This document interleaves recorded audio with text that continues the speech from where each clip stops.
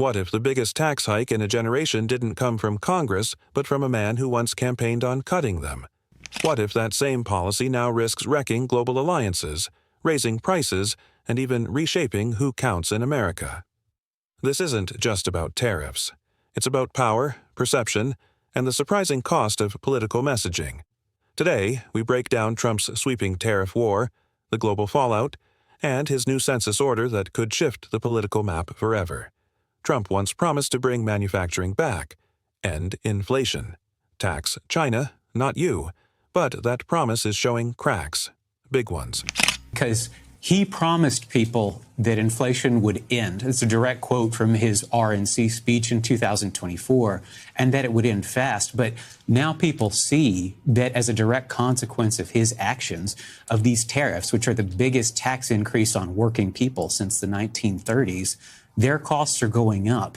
And he keeps treating people like they're stupid. According to the Wall Street Journal, manufacturing jobs fell by over 37,000 in just 3 months. And while tariffs were sold as a punishment for foreign nations, the price is showing up on American grocery bills. Even Dollar Tree had to start warning customers prices were jumping from $1.25 to $1.50. That's not just a store problem, that's a sign. At midnight, Trump's global tariff order kicked in, hitting over 90 countries. President Trump's sweeping global tariffs for more than 90 countries have come into effect. India was slapped with a 25% duty, and Trump's threatening to double it because of their oil trade with Russia. But here's the confusion. China buys even more Russian oil and wasn't hit the same way. Why target India and not impose similar tariffs on China for buying Russian goods? We know Beijing buys a lot more Russian oil than New Delhi does. Yeah, no one knows the answer. Allies are baffled. India calls the move unjustified. South Africa warns of job losses. Diplomats from across the globe say the logic just doesn't add up. To counter the backlash, Trump is now pushing a bold new idea: tariff rebate checks.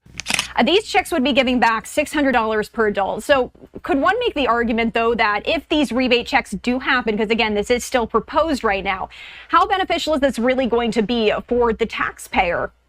It sounds good on paper. Free money that didn't come from raising taxes. But critics argue it's a political ploy, giving with one hand after taking more with the other.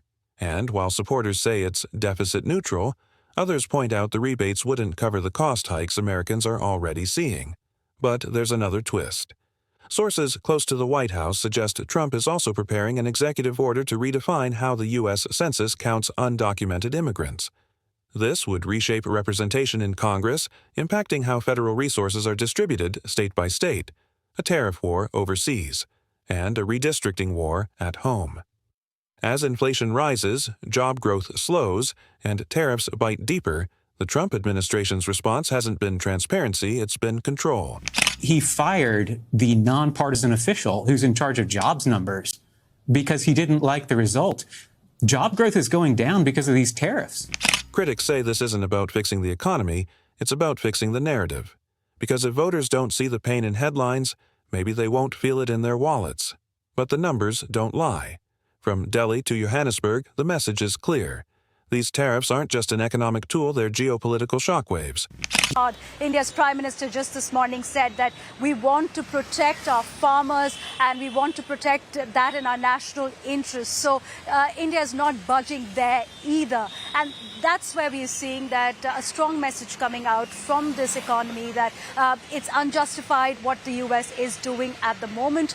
They are open for negotiations, but on their own terms. And this has made exporters and small businesses in leather and textiles and gems and jewelry industry quite nervous, because at a 50% tariff, which would be levied in just about 3 weeks from now, if there is no negotiation, they're looking at an extremely uncompetitive market, because they have to then look at prices of goods like garments coming from Bangladesh or Vietnam, which will be cheaper in the American market.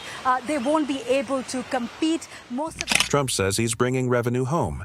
Critics say he's taxing the very voters he swore to protect. Billions are flowing into Washington, but they're flowing out of your wallet, your gas tank, your grocery cart. Will rebate checks buy forgiveness, or will voters demand answers? In this new tariff era, the question isn't just who pays, it's who benefits. and who's being played. Subscribe to TFN.